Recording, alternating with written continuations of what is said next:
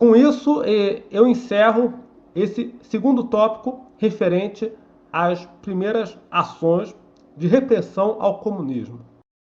E passo ao terceiro tópico referente às primeiras medidas de salvaguarda dos interesses nacionais.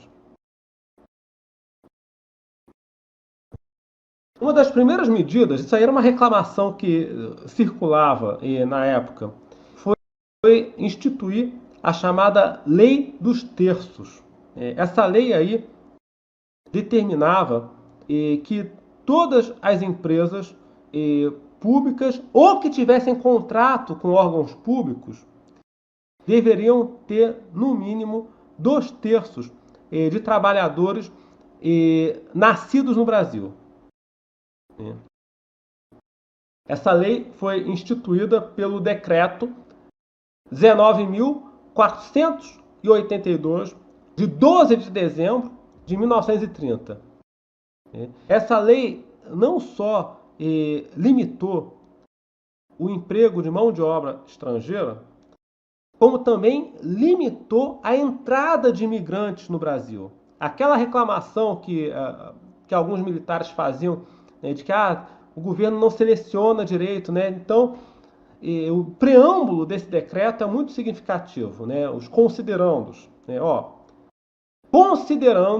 Considerando que a situação econômica e a desorganização do trabalho reclamam a intervenção do Estado em favor dos trabalhadores,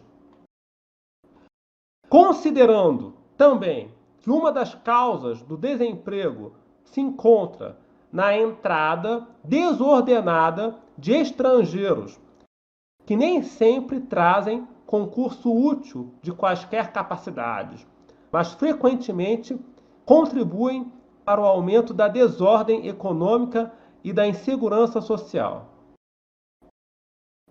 E aí vem o texto do decreto dizendo que os estrangeiros, quando chegassem, deveriam declarar desde logo quanto tempo iam ficar e qual a finalidade da vinda deles para o nosso país.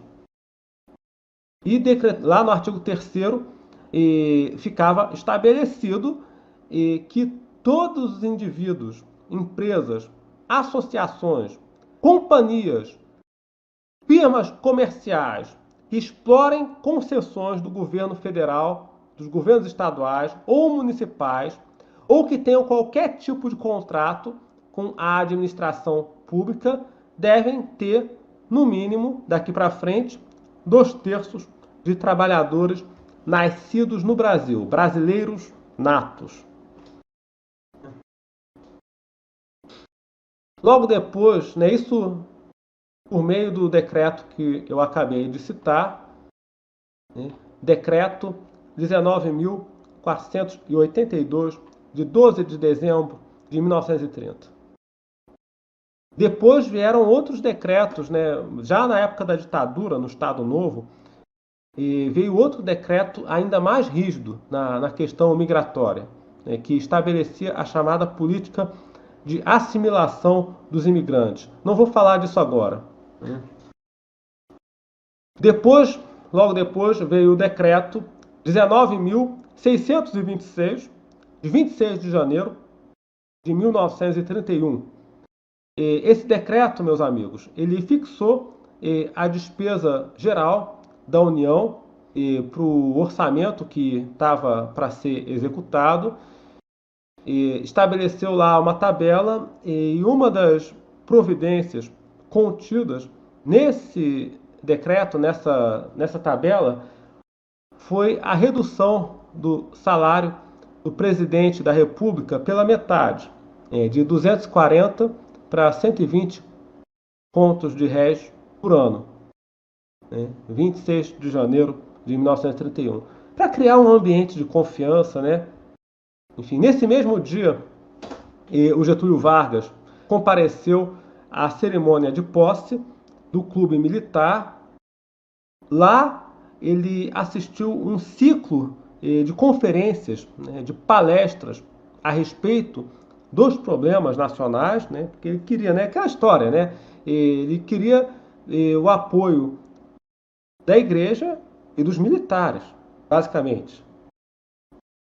Então, ele falou lá com as lideranças do movimento católico e também, obviamente, ele queria o apoio das lideranças das Forças Armadas.